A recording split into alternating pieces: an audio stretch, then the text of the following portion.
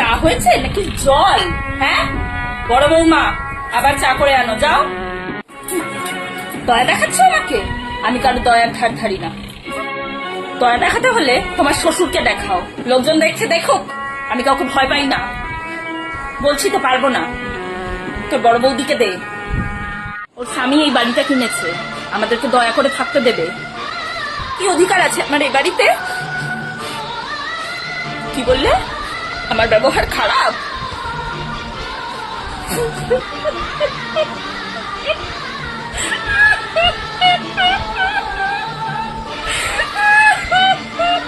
তপনকে তো পেটে ধরিনি, তাই এই পাড়া শুদ্ধ লোকের সামনে আমাকে অপমান হতে হলো।